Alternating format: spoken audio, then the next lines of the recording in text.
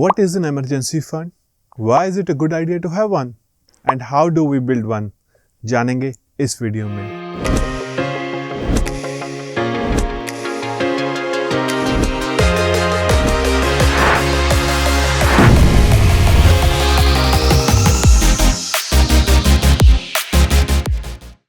Emergency fund is for emergencies, right?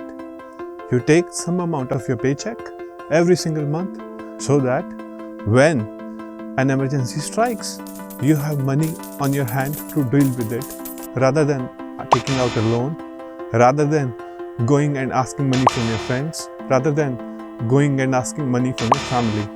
What are the different things we require to build out an emergency fund? One thing, the money in your emergency fund should be highly liquid. That means when you need the money, it should be readily available. Your money should not be tied up in an instrument where you cannot use it. Number two, the money that you have kept in an emergency fund should not be stale.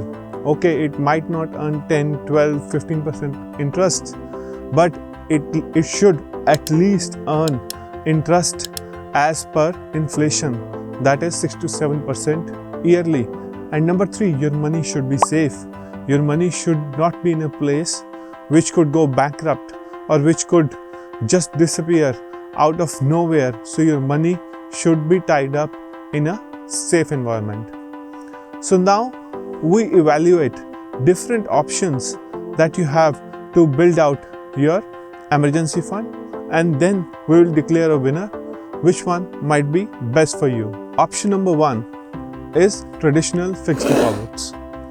Traditional fixed deposits, okay, they are safe, okay, they are reliable, but you need to break the FD every single time you're going to need money, and it's a headache, it's an inconvenience. Now, number two option, sweep in FDs or auto-sweep FDs. So different banks have these kind of FDs in different forms. So these are as reliable as your traditional FDs, but they are auto-sweep FDs. That means that balance, even though is earning interest for you, but still readily available for you whenever you need to make a transaction. You don't need to break the FD. It will be automatically broken and the money will be transferred to your bank account without you even blinking an eye. So in both traditional and sweep FD, the interest will be automatically the same. It will be around 7.5%, and some smaller banks are now giving 8% also. Number three, mutual funds, especially debt mutual funds. So debt mutual funds, are they a good idea? They are liquid, not as liquid as FD of course, but you can get your money in one day. But why I don't like debt mutual funds? Because they are not as safe as FDs and they don't give as high returns as equity or other mutual funds. Actually, there is a theoretical chance and there is a slight possibility that the money you have invested in a debt mutual fund can actually go down. So that is a chance we don't want to take with our specifically curated emergency fund. Number four, stocks. Stocks are highly liquid but not a good option because stocks are highly volatile and also you need a larger time frame to get your returns. The same would apply for more or less for equity mutual funds. Now we talk about another option, which is REITs or InvITs. REITs and InvITs, they behave similarly to stocks. Okay, the capital appreciation might not be there, but the manner in which they trade or in which they go up and down is usually regulated by stock exchange. So they can go down, they can go up. All the rules of stocks apply to REITs and InvITs. So my suggestion would be to stay away from these vehicles for an emergency fund. Now let's talk about real estate. Should you tie up your money in the golden real estate? Not at all, because real estate is highly illiquid. We're talking about physical real estate here. If you go to real estate, buying takes time. And then again, if you want to sell a property which is worth crores of rupees or even lakhs of rupees, sometimes you just can't get a buyer. But when there's an emergency, you need the money right now. So what are you going to do about it? पैसे कहाँ से आएंगे? कहाँ से देखोगे पैसे को? So never tie up your money in physical real estate. And the last option that we are going to discuss here is crypto. Cryptocurrency is a new option, but with Indian taxations and the non-reliability of platform right now worldwide, it might be really liquid, but your money can just turn to dust in a matter of time. So your hard-earned money that you have saved, particularly for your emergencies, which is your emergency fund, never ever put in cryptocurrency. Another option that we should discuss is corporate bonds or INR bonds. So one way to invest in corporate bonds was through debt mutual funds, and another way is directly to invest in a particular bond through sites like Wind Wealth and others. Your money is tied up. They are guaranteeing you higher returns, 10 to 12% of course, than FDs, but your money is not totally safe. So the bond which the corporate company is providing is dependent on the corporate company paying back to its lenders, that is you. So the company might go bankrupt. Also, since your money is tied up for a fixed amount of time, you are only going to get interest which is cumulative at the end of the period. So you cannot use that money at the time of an emergency. So corporate INR bonds also might not be a very smart choice to build your emergency fund. In my view, the winner is clearly sweep-in or auto-sweep FDs. So you're keeping your money in a reliable instrument, which is a bank, reliable bank, and you're earning interest on that money, which is equivalent to inflation. But more importantly, that money can be withdrawn at any time of your liking. There are no ifs and buts regarding that. That's your money. If you need it in an emergency, you can just write a check to someone and that money will automatically get transferred from the sweep-in FD to your bank account and then to the person you are paying. I would say that sweep-in or auto-sweep FDs right now in Indian market are the best option to build your emergency fund. So number first tip that we are going to talk about is how much amount of money you are going to need to build an emergency fund. So it just depends on the status of your life. I would say if you are single, not married, you don't have any dependents, I would just say that you need at least 6 months of savings to cover your living expenses. So if you need, let's say 50,000 a month just to survive, so 50,000 into 6 is what you should save in your emergency fund.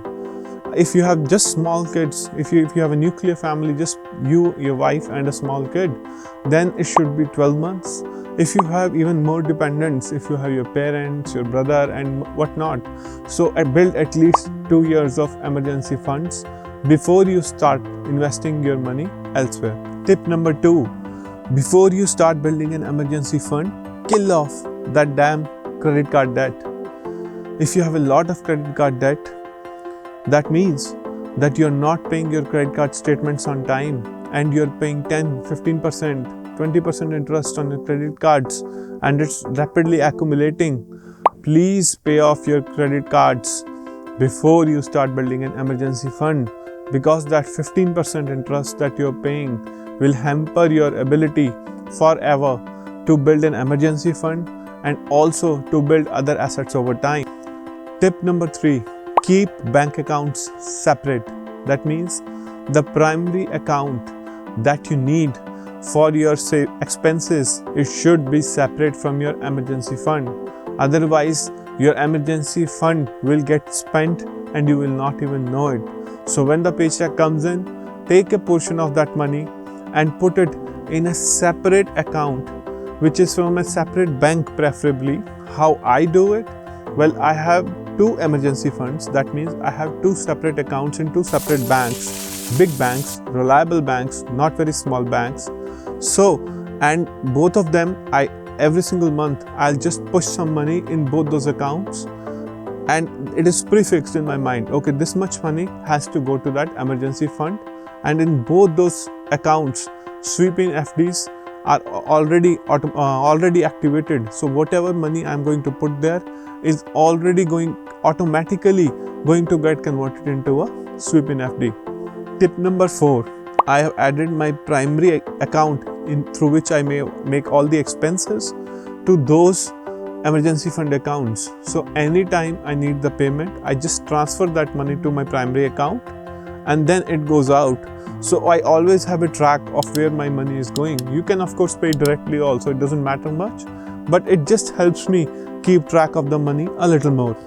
Tip number 5, build a good credit score. Why is this relevant? Let's say you are putting money in your bank accounts, right? But you are in a situation where your bank account might not be accepted. अब आप पूछेंगे ऐसी कौन सी situation है जहाँ bank account नहीं accept होता? I'll give you an example.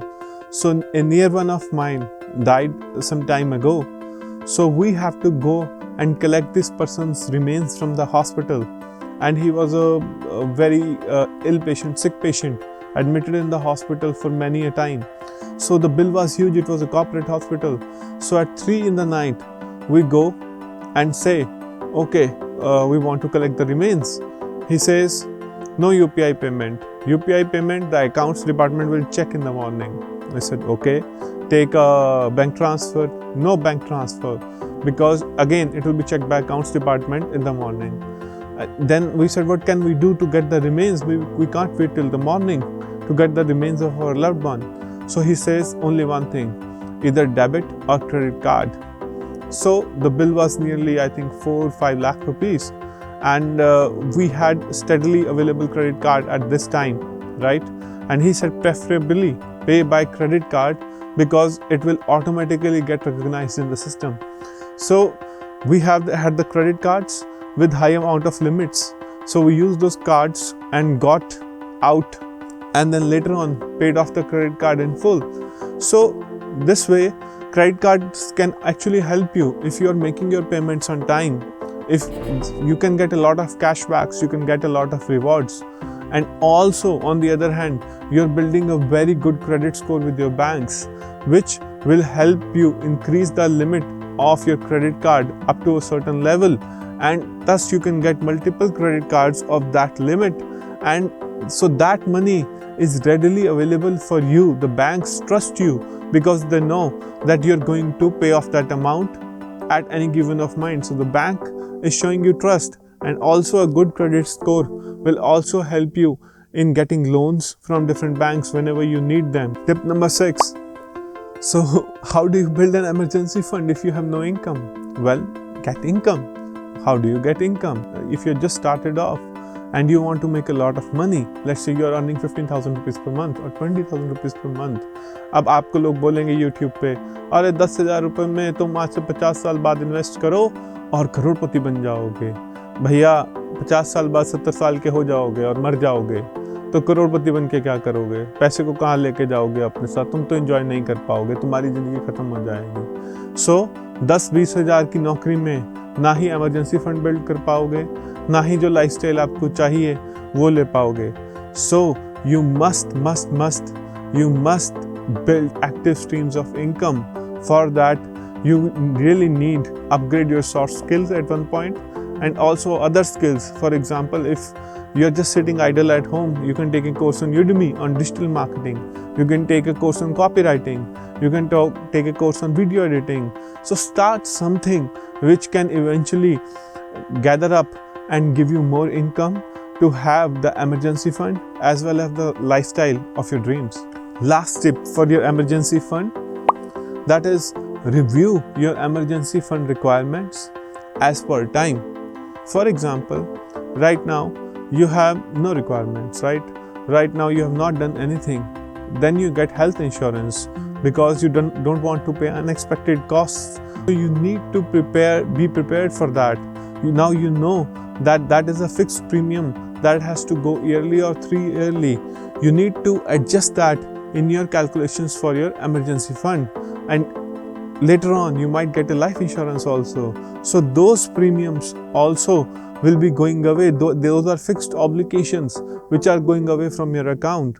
So with time you need to readjust how much amount of money you need to put in an emergency fund as your life changes. Just don't be fixed on an idea कि इतने ही डालने हैं तो इतने ही डालने हैं, right? So just see how your life is changing and then recalibrate the amount that is needed to be put in the emergency fund. So this was the video. These were my tips and my opinions on how to build an emergency fund. Hope you liked the video. Thank you for watching. See you later.